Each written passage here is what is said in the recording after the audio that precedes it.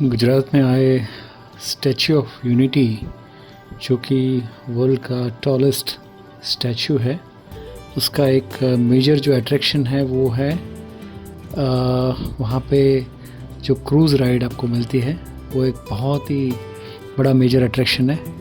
और cruise ride में आप नर्मदा रिवर के अंदर आपको एक छोटी सी यॉट में बिठा के पूरे रिवर में आपको घुमाते हैं। तो आज उसके बारे में मैं बात कर रहा हूँ। हम लोग एक छोटे से गोल्फ कार्ट में सबको बिठा के धीरे धीरे करके जहाँ पे यॉट पार्क की है वहाँ पे लेके जा रहे हैं। और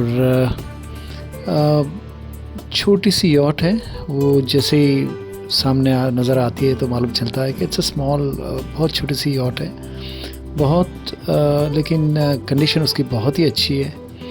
और जैसे जैसे हम नज़दीक जाते हैं तो रियलाइज़ होता है कि ये यॉट में आज जो हमारा जो सफ़र होने वाला है वो बहुत ही मज़ेदार, रोमांचक होने वाला है। तो जैसे ही हम अप्रोच करते हैं यॉट को, और बहुत सारे बोर्ड लगे हुए हैं वहाँ पे जो कि रूल्स रेगुलेशंस जो हैं इसके रिलेटेड यॉट राइड की कनेक्शन में, क्रूज़ राइड के कनेक्शन में वो दिखाए हैं। आने के बाद में, वहाँ पहुँचने के बाद में इंस्टेंट हमको पहले जो सेफ्टी जैकेट्स है वो पहनाए जाते हैं, क्योंकि काफ़ी बहुत बड़ी रिवर है, बहुत डेप्थ है वहाँ पे।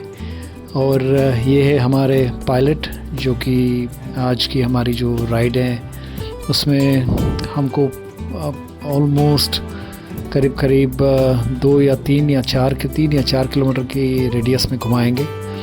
और जिसमें जो सामने जो डैम दिख रहा है आपको, सरदार सरोवर डैम, वो भी उसके नज़दीक ले जाएंगे। वहाँ पे भी हमको थोड़ा सा एक आइडिया देंगे कि क्या है।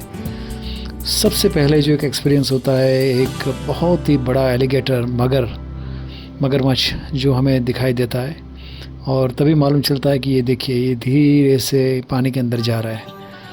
तभी हमको बताया जाता है कि रिवर पूरा एलिगेटर्स से, मगरमच्छ से भरा हुआ है। सो कोई नदी में जाता भी नहीं है यहाँ पे, स्नान करने का तो कोई सोच भी नहीं सकता है यहाँ पे। तो ये आपको दूर से एक सरदार सरोवर डैम, जो कि सबसे बड़ा डैम है इस रिवर के ऊपर, और 3 जो स्टेट हैं, महाराष्ट्र, गुजरात और मध्य प्रदेश, ये 3 राज्यों को इसमें से पानी मिलता है। और ऐसा कहा जाता है कि अगर 1 साल तक बिल्कुल ही बारिश ना हो तब भी ये डैम के अंदर इतना पानी है कि तीनों राज्य के जो भी उनकी एग्रीकल्चर और बाकी जो भी रिक्वायरमेंट है वो सब रिक्वायरमेंट इस डैम से पूरी हो सकती है। तो डैम के अंदर ये आप जो देख रहे हैं वो पानी को निकालने के लिए रेगुलर रूटीन में जो गैप दिए गए हैं वहाँ से एक्सेस वाटर को निकाला जाता है, ताकि प्रेशर मेंटेन किया जाए और उसकी हाइट को भी मेंटेन किया जा सके।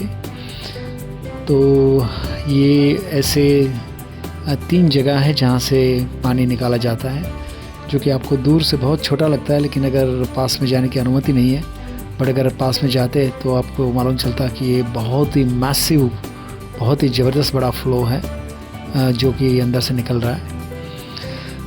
डैम के साथ में ही आपको एक बहुत ही दूर से सरदार वल्लभ भाई पटेल का स्टैचू है, उसकी एक आकृति दिखाई देगी क्रूज़ में सफ़र करते करते। और ये आकृति शाम का वक्त था, तो जो लाइट है वो पीछे से आ रही थी, तो आपको एक डार्क शेडो सा जो दिख रहा है वो इसमें वो एक आपको एक वो दिखाई दे रहा है। बहुत ही सुंदर एक नज़ारा है, आप देख सकते हैं चारों ओर। सामने कैक्टस गार्डन है जो कि स्पेशली डेवलप किया गया है, और हर तरह के कैक्टस आपको उसमें देखने को मिलेंगे। उसके बिल्कुल बगल में बटरफ्लाई गार्डन है, जहाँ पे बहुत सारे बटरफ्लाई भी नॉर्मली आपको विंटर सीज़न में ज़्यादा और मानसून में ज़्यादा मिलेंगे। और कैक्टस गार्डन एक बहुत ही अनोखी जगह है जहाँ पे हर तरह के कैक्टस जो भी हैं, जितने भी कैक्टस हैं वो आपको वहाँ पे देखने को मिलेंगे, जो कि इंडिया में अवेलेबल हैं, भारत में अवेलेबल हैं, वो उस तरह के कैक्टस आपको वहाँ पे देखने को मिलेंगे। बगल में ये बटरफ्लाई गार्डन है, उसके साथ में कैक्टस गार्डन का एक्सटेंशन है। और धीरे धीरे जैसे ही हम लोग आगे जाते हैं तो आपको ये जो लेयर्स जो देखने मिल रहे हैं, ये एक्चुअली मॉनसून में यहाँ तक जो आपको टॉप में जहाँ पे हरे भरे पेड़ आपको दिखते हैं वहाँ तक पानी भर जाता है। और हमारे पायलट और जो हमारे गाइड है उन्होंने बताया कि मॉनसून के 3 महीने तक, मतलब आप समझिए कि मिड जून से लेके और अर्ली जुलाई से लेके आप सितंबर तक यहाँ पे ये जो रिवर राइड है वो बंद हो जाती है। तो और जहाँ से हम लोगों ने यॉट में बैठे थे हम लोग, जहाँ से वो जगह, वो जो उसका जो एरिया है वो पूरा पानी के अंदर समा जाता है।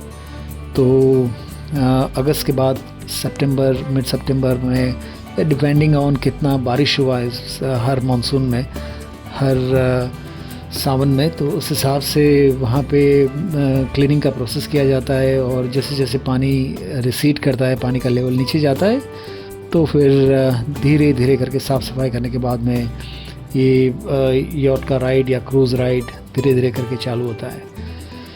तो आपको ये बात बता दें कि इसके साथ में यहाँ पे 2 अलग और भी राइड होती हैं, जिसमें एक में आप साथ में एक ऐसी भी राइड है जहाँ पे आप साथ में खाना भी खा सकते हैं, मतलब आप डिनर का भी आनंद ले सकते हैं और साथ में राइड भी कर सकते हैं। और दूसरी एक जो नॉर्मल राइड है, जो कि ये यॉट राइड से अलग हैं, जिसमें नॉर्मल क्रूज़ राइड है जो कि स्पीड में नहीं जाती है, एक रेगुलर स्पीड में जाएगी। और उसमें आपको इसी तरह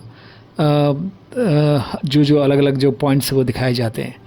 सो बेसिकली एक यॉट का राइड है, एक आपका जो डाइनिंग क्रूज़ है वो है, और एक नॉर्मल क्रूज़ राइड है। तो 3 अलग अलग तरह की राइड है जिसका आप आनंद ले सकते हैं यहाँ पे। और हमारी क्रूज़ राइड जैसे जैसे एंड होती है तब हमारे पायलट जो हैं वो स्पीड लेते हैं। आप देख सकते हैं बहुत ज़बरदस्त स्पीड में एक अद्भुत स्पीड का जो एक अनुभव होता है वो हमें करवाते हैं वो।